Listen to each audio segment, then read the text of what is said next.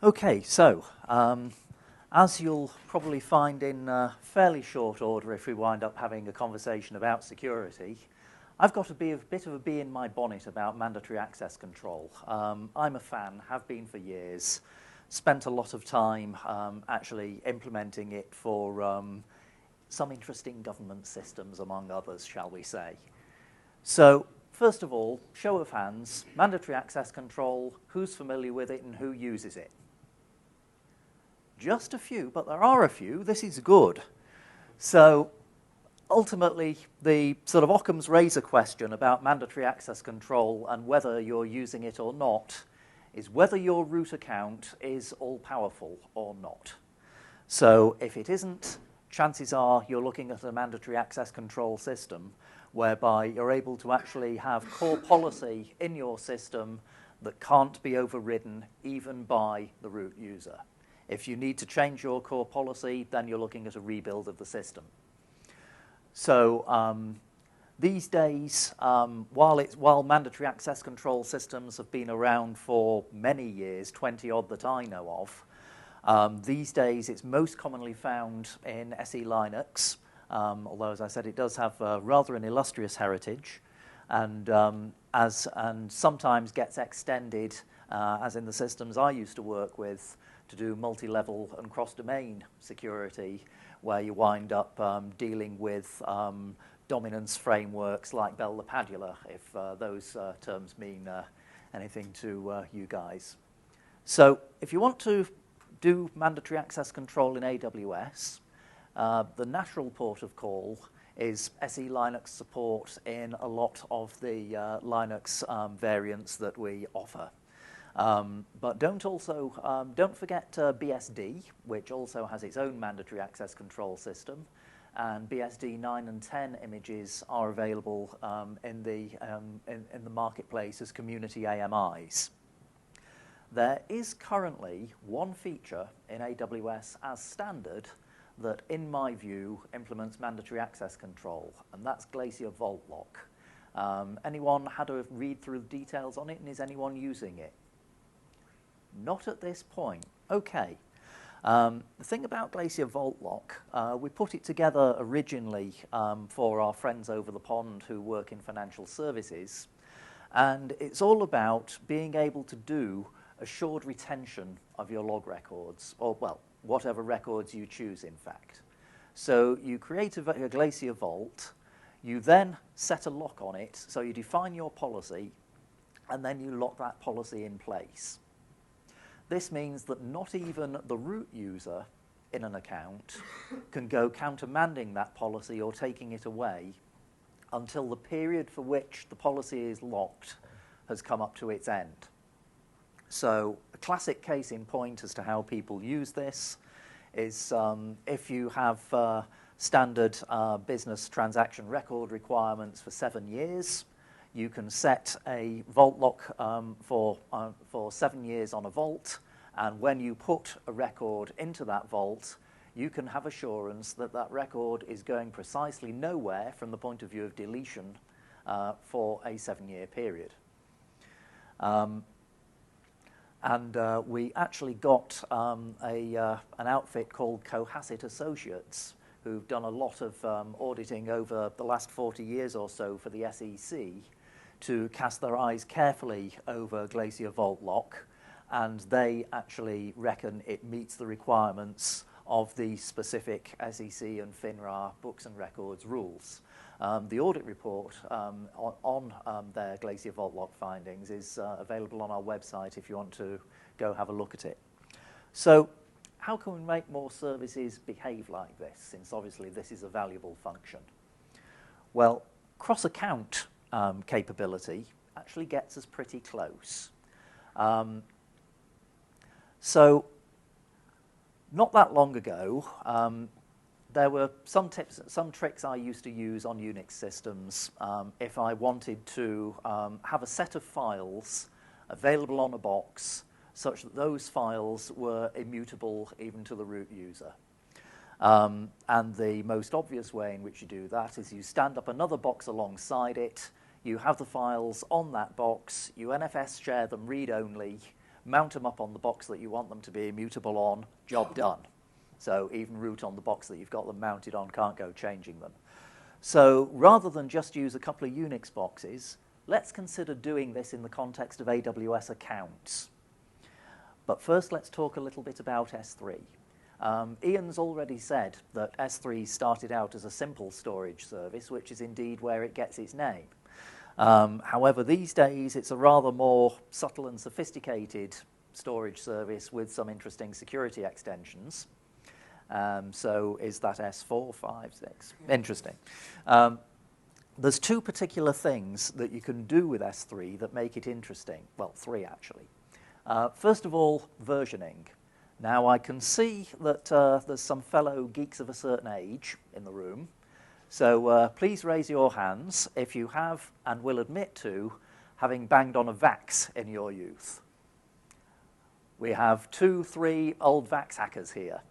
I like to think, actually, I like to think actually that some of the guys who put S3 versioning together were probably VAX hackers as well. But the VMS File System was the first thing I came across that actually had a decent versioning system. So when you saved a file, so you create a file, you save it, you get your initial version of it. If you then modify the file, save it again, it doesn't actually overwrite the initial version of the file. You get a second version with your changes in it. And back in VMS days, these were denoted by you having file name, semicolon 1, semicolon 2, well, semicolon version name. You can do this in S3, and it's part of standard S3 policy, only instead of semicolon version number, you get great big machine-generated hex string as the thing that gets put on the end of your file name. And in the same vein as with VMS, a standard LS doesn't reveal all the version numbers. You wind up having to use an extended version of the command to get the version information out. But again, you can have and retain all your version numbers and versions of your files since creation date if you want to. Now, VMS also had the purge command, which you would use to delete all but the latest version of your files. You don't have quite that in S3. You wind up having to delete your files manually. But if you want to be able to take that capability away, or at least greatly restrict its use, you can turn on another S3 policy feature called MFA delete. And what that means is that if I rummage for my house keys, you need to, through IAM, be authenticated with one of these beasties or anything else which meets the RFC 6238 time-based one-time password spec in order to then get the permission to delete files. So all of a sudden, you can turn S3 into something that, while it's a more generic object store than a file system, but it starts to look like an append-only file system. And this gets interesting from a data retention perspective. Bertram, of course, would want to be able to get rid of files more readily than this because of German data protection law. But it starts to look very interesting as an append-only file system for log retention with evidential weight. So you can further, of course, add lifecycle policies to your S3 bucket to go rotating those logs into a vault lock glacier if you want them to. So again, you can bring your logs within scope of Cohasset's report that says that it's okay from an SEC and FINRA perspective.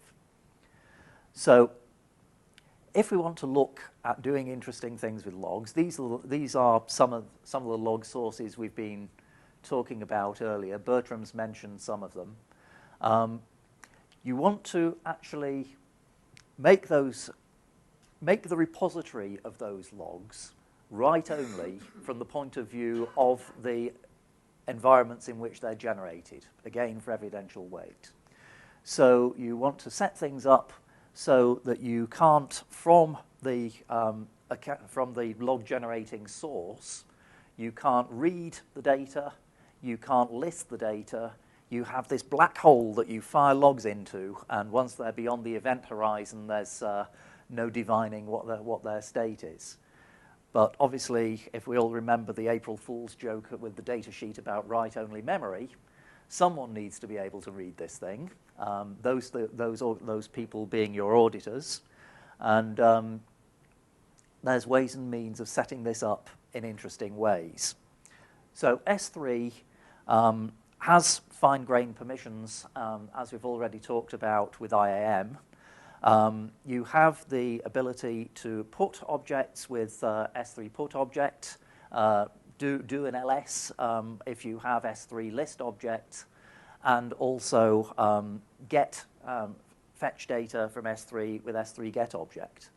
So rather than actually do an NFS share read-only to our other Unix box, we can actually do an S3 share write-only.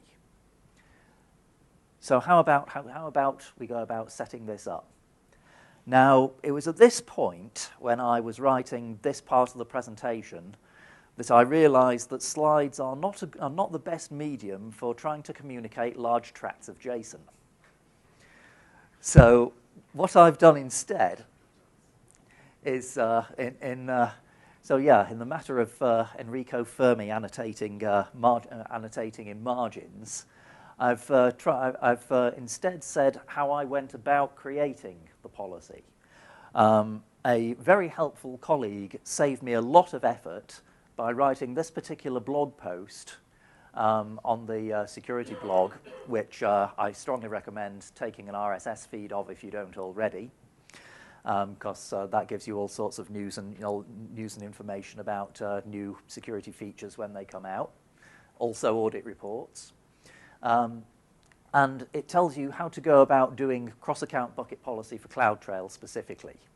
I then took the details in the config developer guide about what permissions were needed for config, and I added those. I then also added S3 get bucket location, because one thing that hasn't been mentioned quite yet about the nature of S3 logging, S3 is a log destination for CloudTrail config and other things, is that you need to turn these features on in every region.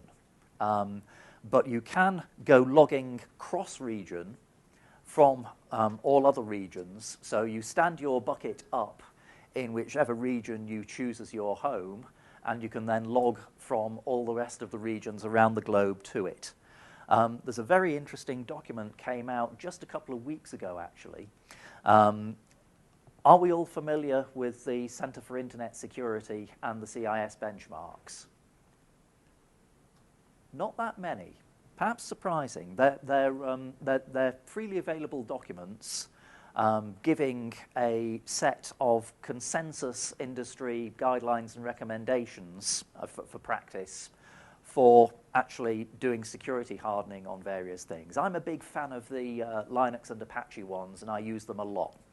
Well, working with CIS, we've gone and produced a benchmark set for AWS as a baseline security configuration set of how to go locking down a standard, fresh-out-the-box AWS account. I very strongly recommend that you grab it, have a read of it, use which bits of it are appropriate, which is going to be most of them. The only thing that isn't in there, actually, at this point, it being a version 1.0 document, is turning on detailed billing. I recommend you do that as well as follow what's in the CIS guides. So we've got our logging from all regions into one bucket. If we then add, sorry about the eye test, if we add this extra bit of JSON to deal with CloudWatch logs, so essentially we're just adding S3 put object and S3 get bucket location to being able to do things with CloudWatch. And we then add another bit of policy from another scenario in the same blog posting about allowing our audit users to read our logs, and note that they need to assume a role in order to do this, which is again further goodness, then we're getting somewhere. So the final piece of the jigsaw is that in all our accounts that we're going to be generating logs from, in order to do cross-account log gathering. We just need to pop this extra bit of IAM policy in order to make it hang together and work. So detailed billing has been mentioned a little bit already. An interesting thing worth bearing in mind is that while we have CloudWatch and Config, which sit together very much as a log-generating service, billing is still very much a separate piece. It's kind of generated in a separate bit of AWS. And of course, it also we also want it to be accurate because, hey, we want to get paid. So anything that happens in your account or in any subsidiary accounts that you've got linked into an account that's being treated as a master billing entity, anything that generates a cost generates a billing record. So if you want to, for items that generate cost, and as you can see from here, the records you get are fairly detailed, you can actually use billing and Config and CloudTrail as kind of a double entry cross-check bookkeeping system against each other. So if you now put all your detailed billing logs into one bucket and put all this together, you get something kind of fun. So base account structure, I can skip through this fairly quickly because this is all what's actually defined and recommended in the CIS benchmark document. The only thing that's a little bit different is, as has been said already, root should be put beyond use. But then how do you go splitting those policies out? How do you go splitting the permissions out? This is all some of Bertram's work that I'm borrowing here. But we like the idea of having two separate accounts, IAM master and IAM manager. The distinction between them, primarily, is that IAM master is able to define policies in IAM but not assign them, whereas IAM manager is able to assign policies to users but not define them. So this way you immediately get a two-person rule in that two entities have to collaborate in order to go creating a role and binding it to a user. So this means that you get away from the problem that you would otherwise have of having a single entity that is all-powerful over IAM and therefore could fairly trivially rewrite themselves a role and bind it to themselves that amounts to being functionally near equivalent to root. So if you now zoom out and consider a multi-account structure for an enterprise, this is, again, some work of Bertram's from last year, which I just took an extra little finesse on, which I'll get to in the end. So start with a billing account. This has just an S3 bucket in it, configured as we were talking about earlier, to hold your detailed billing logs. Now have a logging account that holds all your logs. Set the logging from your billing account to point to your logging account, and set the billing from your logging account to point to your billing account. Now let's consider having an account that just holds IAM users. Depending on how many users you're going to have, normally I like to set the threshold at kind of 12 to 20. You may want to be considering federation here. Federation gets a lot easier if you also wind up having more service accounts, which I'll get to in a moment, and you want to actually have your users having synchronized credentials across them. Account federation also gives you further benefits when it comes to looking at draining PII from out of your AWS environment if you want to, and I'll just come to that bit at the end. So when you set your users up, you want to set them up, ideally, with just one permission, and that's the permission to assume a role. So really, this is literally the IAM policy for those users. They can assume a role and nothing more. So obviously, you set your billing and your logging up for this account. What we're going through here is a reference architecture, by the way, so this isn't prescriptive. It's a case of perm whatever bits you think of this environment are going to be best and most suitable for your own use. So we then have our resources accounts, which have IAM roles in them that have permission to do stuff. Each of these has your billing and your logging set up, and these are the accounts in which your assets live that do useful things. Your admin users go using STS credentials in order to assume the roles in these accounts and do useful stuff. Now, another good reason about STS and why it's a good idea is that for reasons best known to themselves sometimes, software engineers go as a sort of shortcut for whatever, go actually hardwiring AWS access keys and secret access keys into their source code. If they then post their source code up to some public repository like GitHub without having it appropriately filtered to take those keys out, then they will often find their account is suddenly being used as a Bitcoin farm. So there are tools out there for actually filtering credentials out of code before it gets posted up. Some of them work better than others. So one of the things that we've gone and done, which is worth checking out, is we have an account ourselves on GitHub called AWS Labs. There's all sorts of interesting code snippets in there. But one of the things that went up to it fairly recently was a program called Git Secrets. And that will scan through your source code looking for anything that resembles AWS access key, secret access key pairs. Worth running on any code before you go posting it, just as a sanity check. So anyway, I digress. If people are using STS credentials to assume a role to do any kind of privileged operations, STS credentials are ephemeral. They only last about 36 hours. So that's an immediate disincentive for people to consider wiring them into code, but also in the event of them being mishandled, they're easy enough to get rid of, rotate, they're going to expire anyway. So STS creds are great as a way of ensuring that even if credentials get mishandled, the utility of the mishandled credentials is at least time limited.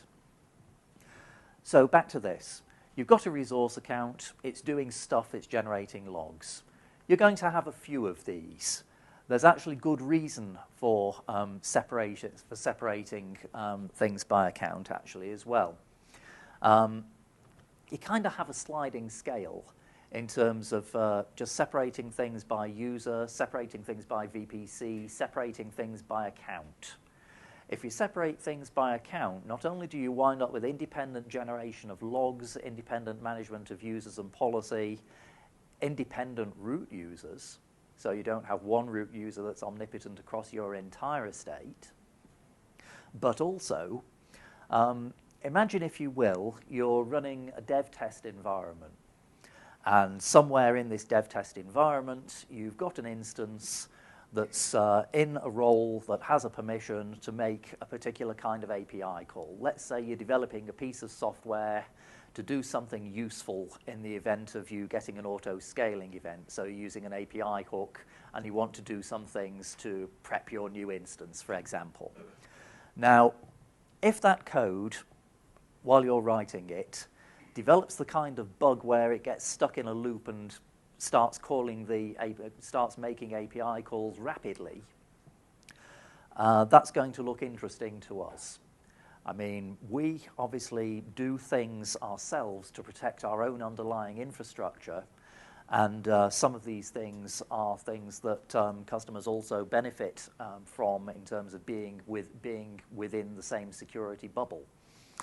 However, if people, for whatever reason, go making API calls above a given threshold frequency, we start thinking, okay, so this is going from thinking, okay, so this is normal operation, maybe he's making a lot of API calls, fair enough, to hang on a minute, this starts looking suspicious, is there an attack going on here? So we reserve the right to restrict the rate at which API calls can be made to an API endpoint based on how quickly they're being made. We can throttle the traffic. and we will do that. We will also tell you, hey, there's something strange going on in your account. Can you sort it out, please? But while this is happening, you could be actually doing real auto-scaling events in your production account. And if there's one thing you wouldn't want, I would expect, it is a bug in a piece of code that's being developed in a dev test environment, restricting the rate at which you can make API calls in your production context.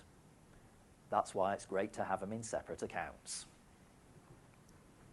Anyway, so set up your billing and logging in all of these. Some people may want to have a separate backup account. Obviously, the bucket here would have a rather different policy on it in that you expect accounts to be able to want to both read and write backup data. And there's an extra potential finesse you can do on your backup account, which will be on the next slide. Finally, you want to have an audit account which has read access to everything. And that is also where you would typically wind up running your security incident event management and monitoring system based on read-only copies of all your logs from everything. Now, if I want to get slightly mischievous here, we've got one audit account. This is intended for your internal audit team. No reason why you need to stick to just having one audit account, though. Wouldn't it be interesting, perhaps? I mean, we know that it takes considerable effort when your auditor comes along periodically to go through your operational procedures, go through your logs, etc. Why not offer your external auditor an AWS account with read-only access to all your logs? So they can examine them anytime they choose to. Potentially even going up to continuous monitoring if you want to. And I have said to certain people in certain industries before now, though this may be a little too mischievous for some, how about having a third AWS audit log account? Very much like the other two, but that one being available to your regulator. And I'll just leave that one hanging in midair for you to have your own thoughts on the matter. So there's potentially a finesse you can make to your backup account as well. Is anyone using Service Catalog? Nobody yet? Okay. I think it's a service that needs a bit more love. It's having a bunch of work done on it at the moment to make it more readily usable. It's intended primarily as a friendly front end onto CloudFormation. So the idea is that a team of developers can have something that looks a bit like a simpler version of the console that you as admins can customize for them. And then behind it, you just have a bunch of CloudFormation templates, a bunch of reference golden AMIs. They click something on the front end, it goes and runs the relevant CloudFormation template for them. It does have some other interesting uses in that it has its own privilege system. So you can set Service Catalog up so that it is able to deploy the environments and run the CloudFormation templates as needed. But you can set things up so that the users who use CloudFormation, who use Service Catalog, have the permission to use Service Catalog to deploy stuff, but do not have the permission to deploy stuff outside the context of Service Catalog. So imagine if you've got a developer who's spinning up some test environment in terms of a few AMIs, maybe a load balancer, in order to test some new piece of code they're developing. You might not want them to be able to go spinning EC2 instances up on their own, divorced of that context. You can actually use, with Service Catalog, Service Catalog as a kind of privileged proxy in order to stop them being able to deploy things outside its context.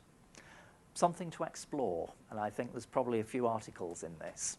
But anyway, so you've already got your a lot of your intellectual property in Service Catalog if you're using it extensively. How about if you then put just the latest snapshot copies of your databases or other stateful things in there as well? So all of a sudden, your service catalog account, and service catalog does allow cross-account access, you can treat it as being your kind of Noah's Ark, if you will, of intellectual property.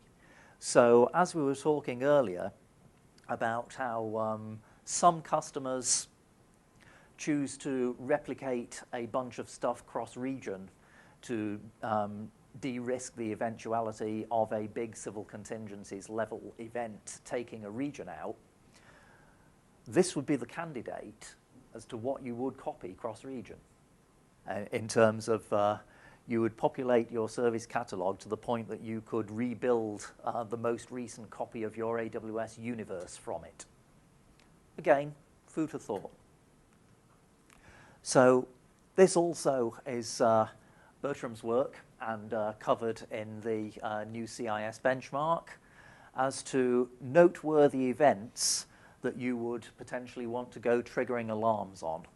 So primarily, if you get any root logins, creation of new roles are things that should happen very rarely, if at all. So you want to have alerts if IAM master logs in.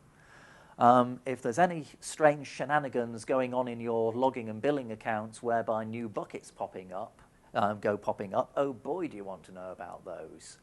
I mean, the only time that your billing and your logging account should be logged into at all, except for doing cross-account reads by your auditors, is if there needs to be any change in policy to go sharing your bucket with a new account when it's being created. Finally, if any capability-constrained accounts, such as IAM user, which has the purpose just of holding your IAM users, funnily enough, goes doing anything it shouldn't, or if any entities in that account go doing anything they shouldn't, you get the idea. And ultimately, your monitoring picture looks rather like this, where you have all your different log sources here, which go into your logging account, where and then you can pull events into your auditing environment, creating alarms, and then alerting to a whole bunch of different endpoints as you need. Right now, Bertram mentioned flow logs are variable in time as to how long they take to actually get logged in CloudWatch post-generation. CloudTrail is currently, we say, 5 to 15 minutes. We're working on speeding that up. Config logs and EC2 logs are more a matter of seconds. So your left to right flow time-wise is limited by the performance and latency on these two. Now, we mentioned earlier also draining PII and other identifying data from IAM and indeed from AWS as a whole. I did some work that was primarily driven by my friend and colleague Denis Batalov earlier, let me think, it would have been about September timeframe, about how potentially to go draining data out of AWS in terms of PII. And I happened across a useful little white paper that we've got out there, which is a walkthrough of how to go about federating from IAM to Open LDAP using Shibboleth as the SAML layer, as the SAML broker. And in there was a particular table that caught my eye as an example bit of IAM policy, and it showed how when you go mapping groups in your directory to groups in IAM, you can actually do that just by filtering on elements of the group's LDAP distinguished name. So, classic case in point, whoops, using primarily OU equals and DC equals. Now, obviously, if you've got a halfway sensible directory schema, OU equals and DC equals aren't going to contain any usernames or any personally identifiable information at all. You're going to be looking at organization elements, administrative functions, roles, if you will. So by that, you can pull PII out of IAM completely. Similarly, what you can also do, if, and we recommend that you do anyway, is when you go setting an AWS account up, we've already mentioned the circumstances Ian mentioned briefly, that if we need to contact you to alert you of anything strange going on in your account that we think you should look at, we don't want to be emailing someone who has left the company, or someone who is on holiday, or someone who, hope this isn't the case, may not be well. Similarly with phone numbers. So rather than registering these things to individuals, you want to register them to organizational entities. So whether this be the operations team, support team, whatever.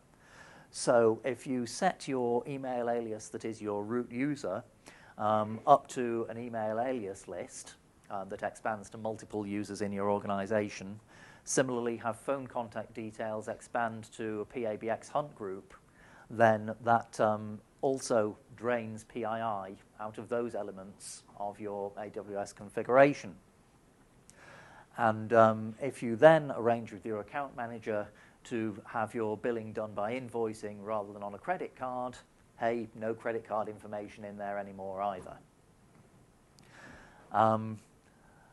So that actually takes PII out of your account, with the exception of what may wind up going in your CloudTrail logs, depending on how you wind up assigning user details.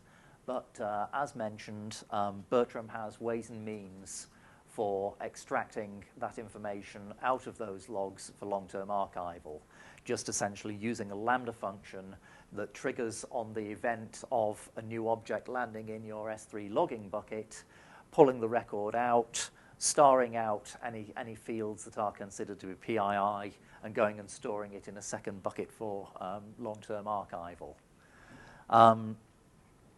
Also, while it isn't strictly speaking mandatory access control in that it's something that root can still override, this is a neat session from reInvent that's worth watching, where two of our senior security engineers have some fun with config rules. We haven't talked about config in this session, and that may well be for another roadshow. But one thing that you can do is you can have events trigger in the event that something happens that may be undesirable to you. So we have now just open sourced, and it's up on GitHub, a library that can be added to by anyone of config rules functions, essentially Lambda functions that can do things like, if someone stands up an EBS volume that isn't KMS encrypted, tell me. Or if someone stands up an EC2 instance that isn't tagged according to my preferred tagging schema, tell me. Or if someone stands up a security group that has a rule in it that opens a port to the world, tell me. Now, just coming to that, Ronan. So yeah, because you're looking at a Lambda function here, so stuff written either in Node.js or Java or Python, tell me is just a harmless action that we have put in our functions. You can do more interesting things. And these guys actually have things set up. So they picked up a Lambda function that did the security group rule test. And rather than just saying when a rule that they didn't like was added, they had the Lambda function take the rule away. And they have some fun in this video whereby they actually show that they execute the command to add the offending rule, and then execute the command to list the rules in the security group, and the offending rule's already gone away because Lambda functions typically have order of millisecond response times on them. So that's some interesting things you can do with in terms of making AWS tend toward having mandatory access control. and also a nice account structure to consider modeling a large enterprise deployment on.